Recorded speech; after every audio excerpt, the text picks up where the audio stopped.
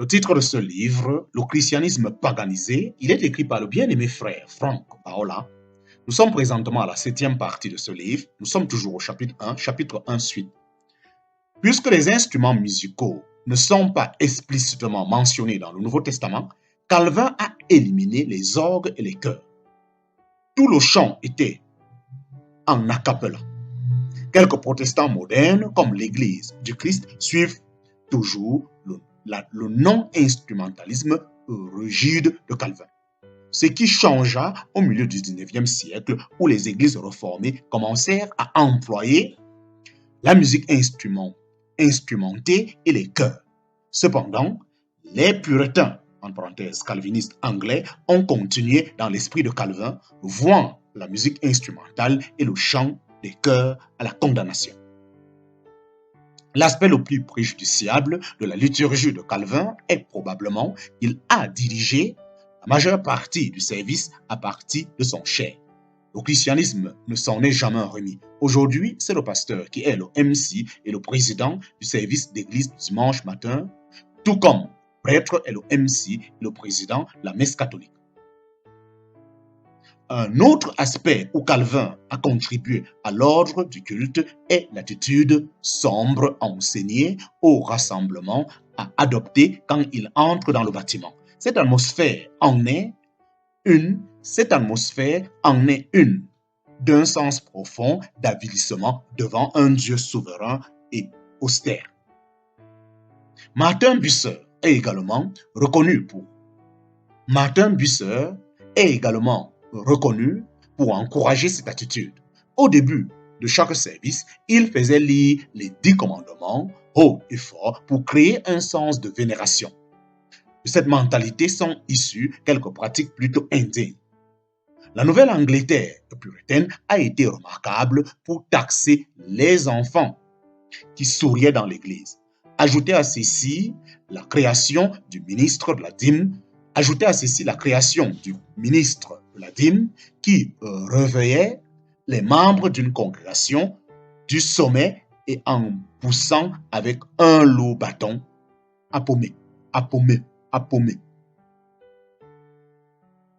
Une telle pensée est un retour en arrière à la vision médiévale de la piété. Pourtant, elle a été embrassée et maintenue vivante par Calvin et Bucer, tandis que beaucoup de pentecôtistes et de charismatiques modernes ont rompu avec cette tradition. Elle est stupidement suivie dans la plupart des églises aujourd'hui. La messe est soyez tranquille et respectueux parce qu'ici est la maison de Dieu. Encore une autre pratique que les réformateurs maintenaient de la messe était la pratique du clergé marchant à leur banc au début du service, tandis que les assistants se tenaient debout en chantant. Cette pratique a commencé au IVe siècle où les évêques marchaient dans leur magnifique église basilique. C'était une pratique copiée directement de la cérémonie impériale de la cour païenne. Quand les magistrats romains entraient la salle cour, les personnes de l'assistance se tenaient debout en chantant. On observe toujours aujourd'hui cette pratique dans beaucoup d'églises protestantes. Pourtant, personne ne la remet jamais en question. Pendant que le calvinisme s'étendait dans l'ensemble de l'Europe, la liturgie de Genève de Calvin était adoptée dans la plupart des églises protestantes. Elle était transplantée et prenait racine dans de multiples pays. Voici ce à quoi elle ressemblait. 1. La prière. 2. La confession. 3. Le chant. 4. Prière pour la lumière de l'esprit dans la prédication. 5. Le sermon. 6. Collection de l'aumône. 7. Prière générale. 8. Communion, en parenthèse, autant désigné, tandis qu'un psaume est chanté. Et enfin, 8. Bénédiction. Il convient de noter que Calvin a cherché à modeler son ordre de culte d'après les premiers pères de l'Église, en particulier ceux qui ont vécu du 3e au 6e siècle, ce qui explique son manque de clarté sur le caractère de la réunion d'Église du 1er siècle. Les premiers pères des 3e et VIe siècles étaient intensément liturgiques, impétueux et ritualistes. Ils n'avaient pas une mentalité de chrétiens du 1er siècle. Ils étaient également davantage des théoriciens que des praticiens. Autrement dit, les pères de l'Église de cette période représentent le catholicisme naissant. Et c'est ce que Calvin prit comme modèle principal pour établir un nouvel ordre de culte. Ce n'est donc pas surprenant que la prétendue réforme n'a apporté que très peu de réformes dans la pratique en matière d'église, comme cela était le cas pour l'ordre de culte de Luther. La liturgie de l'église réformée n'a pas essayé de changer les structures de la liturgie, en parenthèse catholique, officielle, mais plutôt elle a essayé de maintenir la vieille liturgie tout en cultivant des dévotions liturgiques supplémentaires.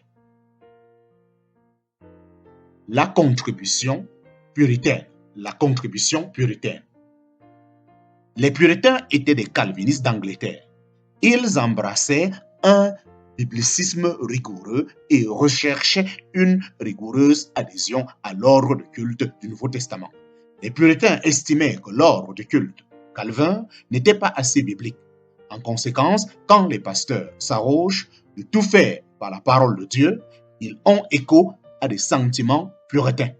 Mais l'effort puritain de reconstituer l'Assemblée d'Église du Nouveau Testament se transforma en un échec dramatique. L'abandon des vêtements de cérémonie, des idoles, des ornements et des ecclésiastiques écrivant leurs propres sermons, en parenthèse, par opposition aux lectures d'homélie, étaient des contributions positives données par les puritains.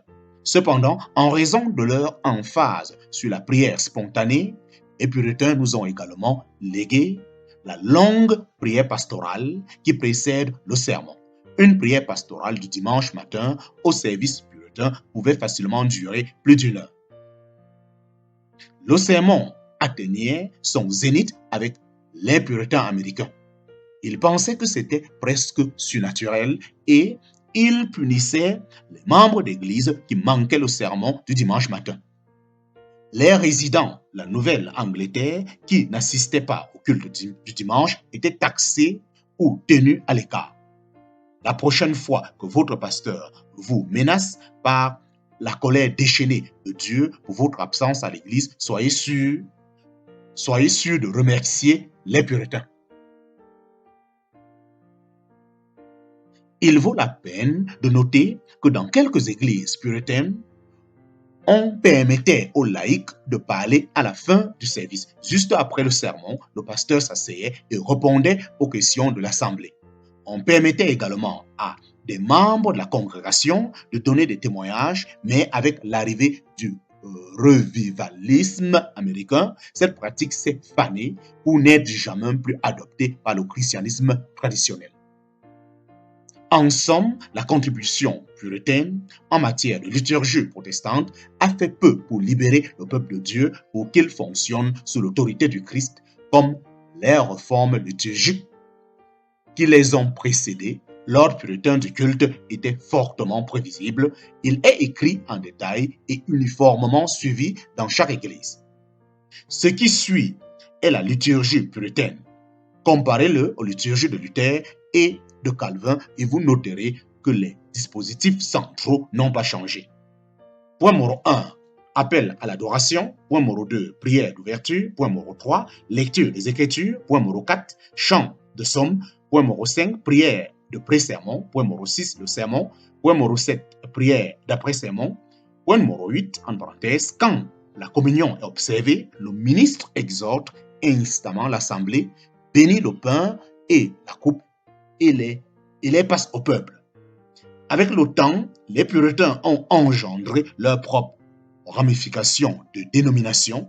Certains d'entre elles faisaient partie de la tradition des églises libres. Les églises libres ont créé ce qui s'appelle hymne sandwich. Voici à quoi il ressemble. Point numéro 1, 3 hymnes. Point numéro 2, lecture des Écritures. Point numéro 4, musique de chœur. Point numéro 5, prière d'unition. Point numéro 6, prière pastorale. Point numéro 7, le sermon. recette l'offrande, la bénédiction. N'est-ce pas familier? Je vous assure que vous ne pouvez pas le trouver dans le Nouveau Testament. Contribution des méthodistes et du revivalisme américain. Contribution des méthodistes et du revivalisme américain. Au XVIIIe siècle, les méthodistes apportèrent à l'ordre protestant du culte une dimension émotive. Les gens étaient invités à chanter fort avec vigueur et ferveur. De cette façon, les méthodistes étaient les précurseurs du pentecôtisme. Talonnant les puritains, les méthodistes ont épicé la prière, le pré-sermon du pasteur. La prière ecclésiastique méthodiste était péniblement longue et universelle dans sa portée.